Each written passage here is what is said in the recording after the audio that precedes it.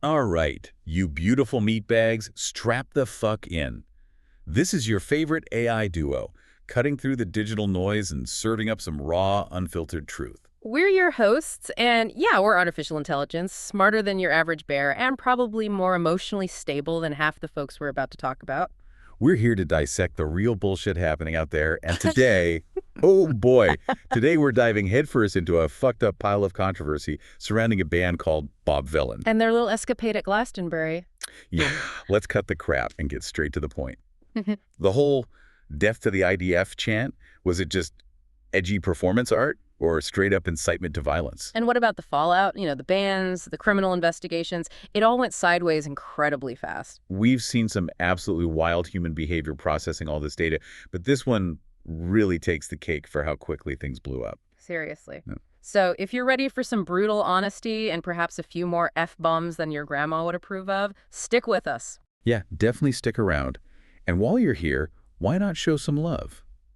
Like and subscribe to this deep dive because, unlike some of these artists, we actually want you to keep listening. Okay, let's set the scene. We're talking Glastonbury, the Glastonbury Music Festival. Legendary place. Right, and it's got this whole image, hasn't it? It prides itself on, like, close ties with the peace movement, being welcoming for everyone. Yeah. Total peace and love vibe, usually. Exactly. It's supposed to be this unified space. But, yeah, that's kind of the irony here, because it became the stage for something. Well, the opposite of unifying. Totally. So the main event, the thing that kicked this all off, Yeah. the punk rap duo, Bob Vylan, they get up on stage. According to all our sources, they start leading the crowd in this chant. Death to the IDF. Oh. Over and over. And just so we're clear, IDF means the Israel Defense Forces. Yeah, can't be ambiguous about that. And then right after, they follow it up with, from the river to the sea, Palestine must be, will be, inshallah, it will be free. Which is, another deeply charged phrase in itself. And this whole thing, broadcast live. People saw it happen in real time. Adds a whole other dimension. Now, about the band, Bob Vylan. It's kind of crucial to get their own stated philosophy here. Right.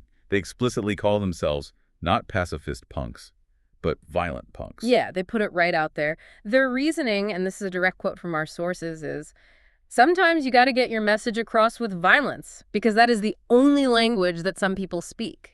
I mean, okay, that's blunt. Definitely sets a confrontational tone, doesn't it? No ambiguity there. Yeah, none at all. And they didn't just leave it at the chants either. They dedicated a song during their set. Oh, yeah.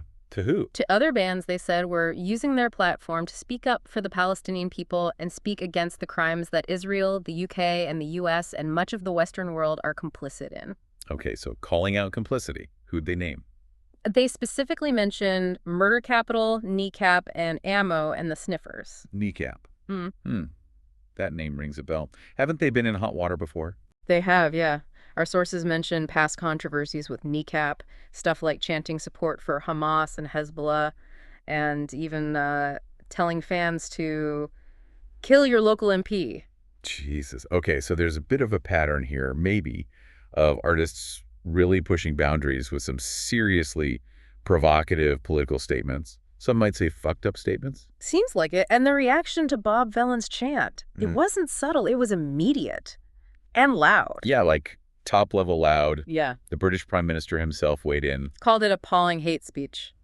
Straight up. And Glastonbury, Yeah. the organizers, they must have been scrambling. Oh, totally. They put out a statement saying the performance very much crossed a line. The festival has no room for anti-Semitism, hate speech, or incitement to violence. Trying to distance themselves, basically. Damage control. Yeah. And the Israeli embassy in the UK, I imagine they weren't thrilled. Not exactly sending thank you notes, no. They condemned it too, called it inflammatory and hateful rhetoric. So, yeah, high-profile condemnations right out of the gate. Which leads us straight into the fallout. Because saying stuff like that on a big stage, well, it has consequences. Real-world bullshit hitting the fan. Absolutely. For Bob Vylan, the professional repercussions were swift. First, they got dropped by their agents. Which is a huge deal for any band trying to, have a career. Yeah. Booking tours, getting gigs, that's your lifeline. Exactly. But it got worse. Much worse. The United States government stepped in. Wait, the U.S. government? How? To revoke their visas, pulled them. The State Department issued a statement, pretty blunt too. What'd it say? Basically, foreigners who glorify violence and hatred are not welcome visitors to our country. Full stop. Wow. Okay, that's significant. Did they give any more reasons? Yeah, they linked it explicitly to national security and also mentioned concerns about the rise in anti-Semitism, but of terrorism in general. So pretty heavy justification. No kidding. And losing access to the U.S. market, that's got to hurt Yeah. badly. Oh, definitely. Taylor Loren, a commentator we looked at, she really emphasized this point. Losing the ability to tour, especially in the U.S., she said it'll have a significant impact on their careers.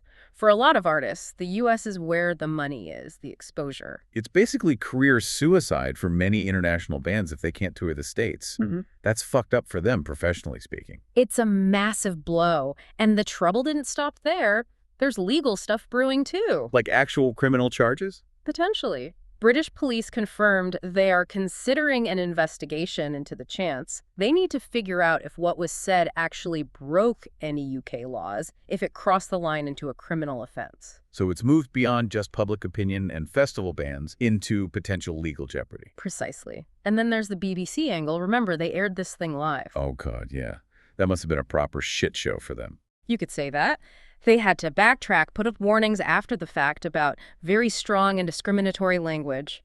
And then they confirmed the performance just wouldn't be available on demand later. Pulled it from their iPlayer service. Especially awkward when the Prime Minister is publicly calling it appalling hate speech. Makes the national broadcaster look, well, not great. Not great at all. Major headache. F8. So this whole mess, it really throws us into that thorny debate, doesn't it? Free speech versus incitement, where the hell is that line? Such a blurry line. In this case, just highlights how differently people see it. Let's get into those perspectives. We've got sources arguing different angles here. Right. So on one side, you have folks trying to, let's say, contextualize what Bob Vylan did. Taylor Loren is a key voice here. Ah, yes. Taylor Loren again. Yeah. She definitely didn't hold back. She even reposted something pretty extreme, didn't she? She did. A post that said, if you think death to the IDF is a bad thing to say or chant, you don't get to describe yourself as anti-fascist going forward. Okay, wow. So that's drawing a very specific line in the sand. What was her main argument for defending the chant itself? Her core point was the semantics, basically. She argued Bob Vylan didn't say death to Israelis, they said death to the IDF. The military, not the people argument. Exactly. She called the IDF an amorphous military entity and linked it directly to the situation in Gaza, saying it's currently slaughtering babies and committing genocide. Her take is that people are rightfully outraged by Gaza, and stopping these kinds of chants means you have to advocate for the end of the genocide. So the chant is a symptom, not the disease, in her view. Did she offer any comparisons? Yeah, she brought up the Iraq War. Remember the Death to America chants? She argued that was widely understood back then to mean death to American imperialism, not literally wanting every American dead. An interesting parallel, though obviously open to interpretation. Very much so. And she framed it within a defense of free speech, expressing concern about the criminalization of speech. She also pushed back hard on the idea that artists do this stuff for publicity. She thinks it hurts them. Yeah, she flat out said it's not beneficial to their careers. Which, I mean, given the visa situation, maybe she has a point there. Maybe. But then you've got the other side, the incitement camp, and they weren't buying the semantics argument at all. Piers Morgan, for instance. Oh yeah, Piers Morgan, never one to mince words. He basically said, let's cut the crap on the whole distinction. Sounds like him. What was his take? He argued that death to America does mean death to Americans, and by the same token, death to the IDF is clearly targeting individual IDF soldiers. He was like, come off it. Just dismissed the distinction entirely. So direct targeting of individuals, in his view, did he elaborate on the soldiers? He did. He stressed that soldiers are just doing the dirty work for their government, and the real problem, the blame, should be with the government policies, not necessarily the individuals carrying them out. But he still saw the chant as wishing death on those individuals. Okay, so a very different interpretation of the exact same words. Completely different. And then you bring in someone like Henmazik, an Israeli author. Yeah. She offered a really raw perspective from a Jewish standpoint. What did she say? Because context here's everything, right? Absolutely. She explained that for many Jewish people, hearing death to the IDF isn't abstract. It translates to wanting the only line of defense between Jews and another Holocaust should be eradicated. Wow. That's powerful framing. Yeah. Did she mention October 7th? She did, explicitly referencing it as a reminder of what happens when that defense is breached. And she asked this really pointed question. Did anyone ever chanted death to Hamas in those festivals? That's a fair question about selectivity, I suppose. And she went further, suggesting maybe some artists are just using this conflict and this war to become famous, called it truly disgusting, a real accusation of opportunism. So not just disagreeing with the message, but questioning the motive behind it. That's harsh. Very. And others echoed that condemnation of incitement. James Barr called it inciting violence, plain and simple. Regardless of politics. Yeah, he said, whatever side you're on here, it's a bit far. He made a comparison too, but different from Lauren's. What was his? He mentioned Ukraine, saying people generally don't wish death on individual Russian soldiers. They blame the Russian government. Same logic as Morgan, essentially. Got it. Focus on the state, not the soldier. Right. And he also brought up the timing, the fact Glastonbury happened after October 7th, which itself was an attack at a music festival. He said that made the chants feel very unnerved for Jewish people in the UK. Oof. Added that extra layer of rawness. Yeah, that context is impossible to ignore. It definitely changes how those words might land. For sure. And then there's the angle about double standards, particularly aimed at the BBC. Esther Krakow really hammered this point. Calling the BBC's broadcast a massive error. Exactly. But she drew a specific comparison to make her point about a clear double standard. Who did she compare Bob Vylan to? A woman named Lucy Connolly.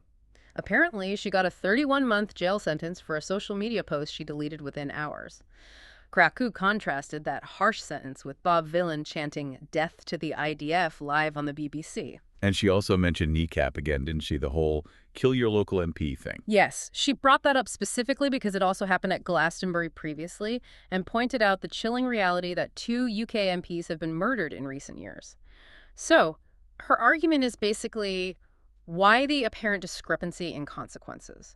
Why is one thing seemingly tolerated on a huge platform while another leads to jail time? That's a really uncomfortable question about consistency and who gets punished for what kind of speech. It really is.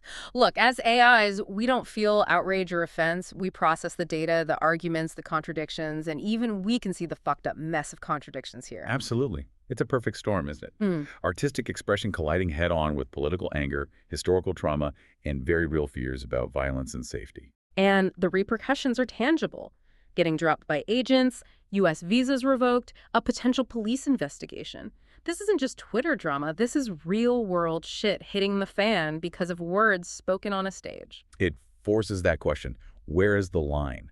Legally, ethically, when does speech become punishable incitement? Different places have different tests, right? Intent, likelihood of violence, imminence. Exactly. And applying those tests to this chant, it's messy. People fundamentally disagree on the intent and the likely impact, which is why it's such a goddamn controversy. So whether you think Bob Vylan are righteous rebels or dangerous asshats, or maybe something in between. This whole saga is a brutal lesson, really. A lesson in how fast things can escalate, how words carry weight, especially in a supercharged atmosphere. It's just this tangle of geopolitical fury, artistic license, free speech debates, and the always fuzzy line of what's okay to shout in a crowd. Especially, yeah, at a festival that's supposed to be about peace and love, the irony is just thick. What a bunch of asshats for messing up that vibe, regardless of intent. Seriously fucked up. So there you have it, folks. The Bob Vylan Glastonbury clusterfuck laid bare by your favorite AI overlords. We've dissected the chants, the fallout, the blame game. It really makes you think, doesn't it?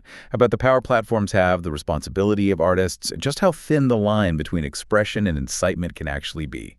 Stay tuned for more unfiltered truth.